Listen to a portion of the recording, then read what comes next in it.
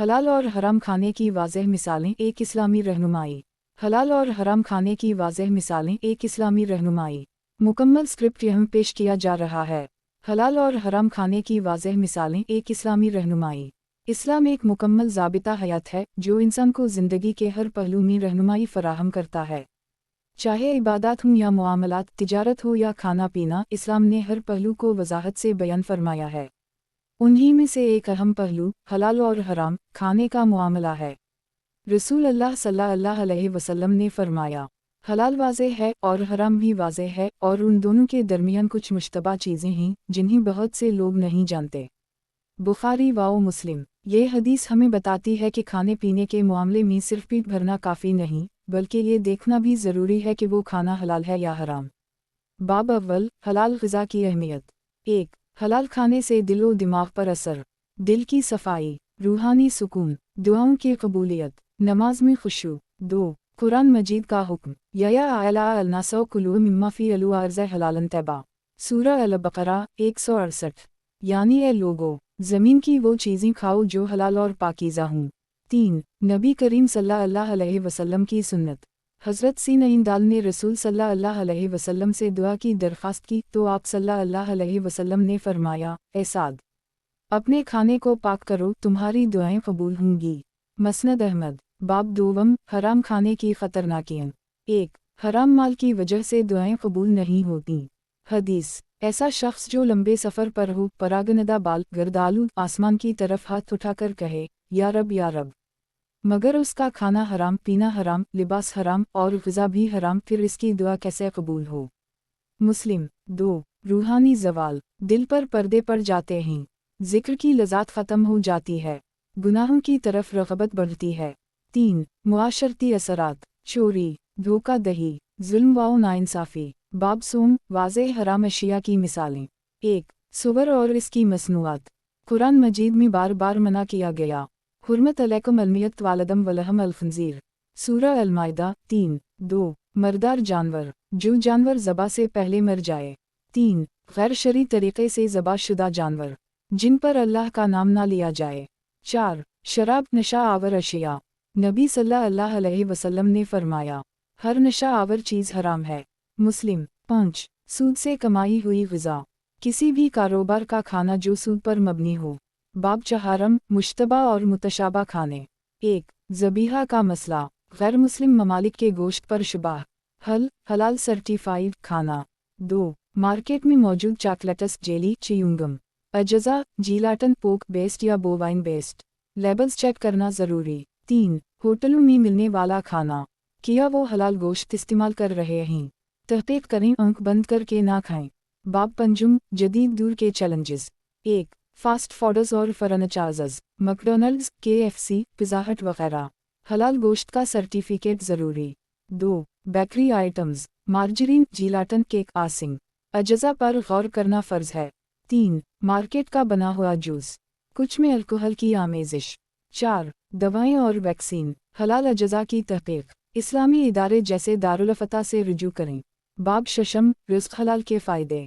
1۔ ایمان میں مضبوطی۔ 2۔ بچوں کی تربیت بہتر۔ 3۔ رزق میں برکت۔ 4۔ عافیت اور بیماریوں سے بچاؤ۔ 5۔ آخرت میں نجات۔ باب ہفتم، حلال اور حرام کی پہچان کیسے کریں۔ 1۔ قرآن و سنت کی تعلیم۔ 2۔ علماء و مفتیان سے رہنمائی۔ 3۔ اسلامی اداروں کی تحقیقاتی فہرستیں۔ 4۔ ایپلیکیشنز اور ویب سائٹس، حلال سکین ایپس۔ باب ہشتم، آج کی دنیا میں عملی اقدامات۔ 1۔ گھر میں حلال اشیاء کی فہرست بنائیں۔ 2۔ بچوں کو فرق سکھائیں۔ 3۔ کھانے سے پہلے تحقیق۔ 4۔ حلال کاروبار کا فروغ۔ باب نہم، سوال و جواب، عام غلط فہمیاں۔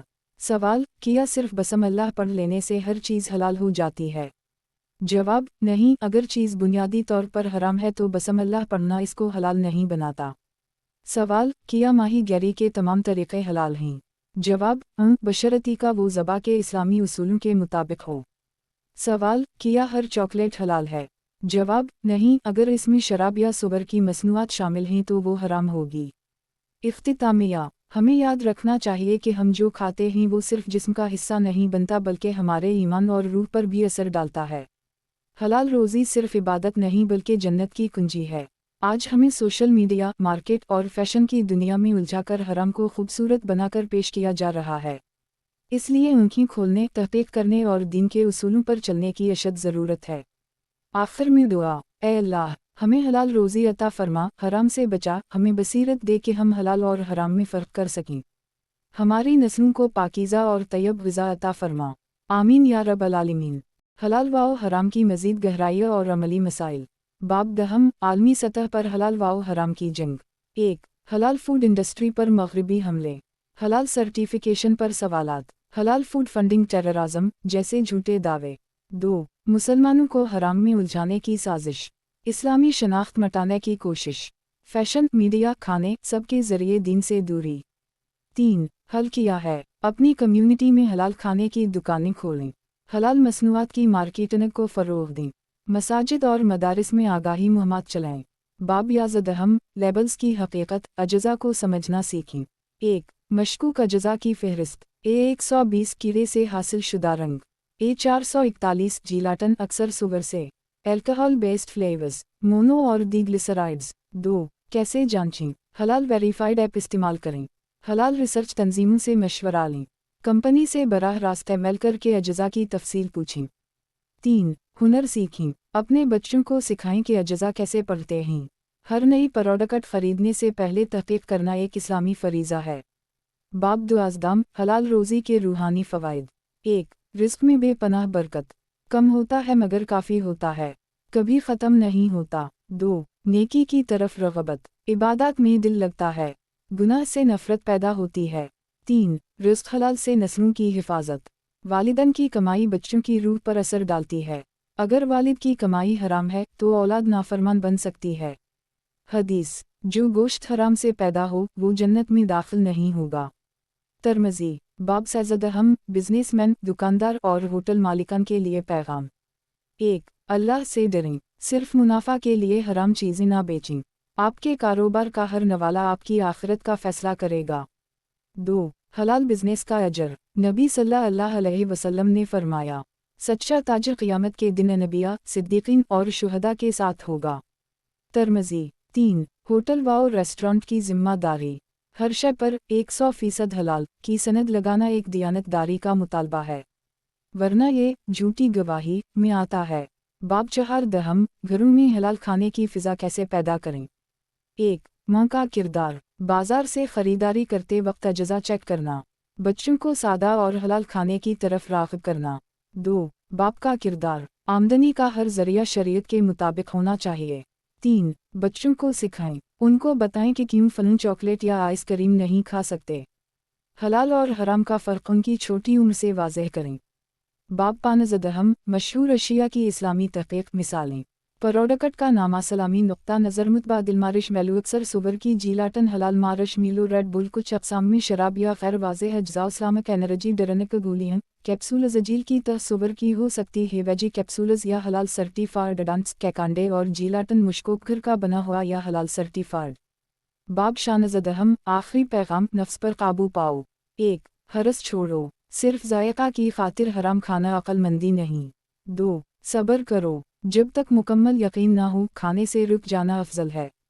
3. احتساب کرو، ہر ہفتے غور کرو کہ کیا کوئی مشکوک چیز استعمال ہوئی، اگر ہوئی تو فوراً توبہ کرو۔ اختتامیہ، پارٹ 2 کا اختتام۔ اسلامی زندگی وہی ہے جو ہر پہلو میں حلال کو اپنائے اور حرام سے بچے۔